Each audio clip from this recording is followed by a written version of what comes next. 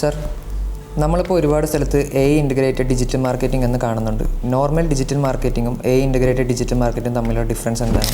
Actually integrated digital marketing എന്ന് പറഞ്ഞു കഴിഞ്ഞാൽ നമുക്കറിയാം, ഇന്ന് നമ്മുടെ ലോകത്ത് ആർട്ടിഫിഷ്യൽ ഇൻ്റലിജൻറ്റ് വളരെ വാസ്റ്റായിട്ട് വന്നുകൊണ്ടിരിക്കുന്ന ടൈമാണ്. പല ബിസിനസ് ഇൻഡസ്ട്രികളിലും ഈ പറയുന്ന എയിൻ്റെ കടന്നുകയറ്റം കയറിയിട്ടുണ്ട്.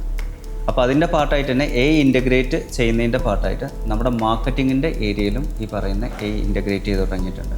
ഇതിനെ ബേസ് ചെയ്തിട്ട് നമ്മൾ മാർക്കറ്റിംഗ് ചെയ്യുന്ന പല ടൂൾസുകളും ബേസ് ചെയ്തിട്ടുള്ള ടൂൾസുകളാണ് നമ്മൾ യൂസ് ചെയ്യുന്നത്.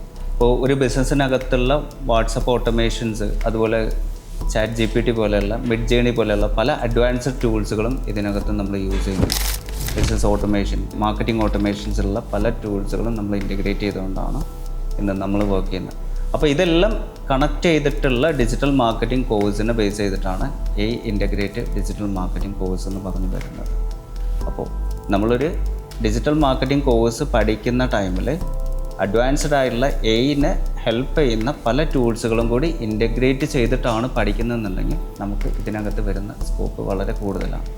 അപ്പോൾ അതിന് ബേസ് ചെയ്തിട്ടാണ് ഇപ്പോൾ ഉള്ള ഈ ഡിജിറ്റൽ മാർക്കറ്റിംഗ് കോഴ്സ് ഇപ്പോൾ recently integrated digital marketing course എന്ന് പറഞ്ഞ് കാണുന്നത്. ക്ലിയറാണ്?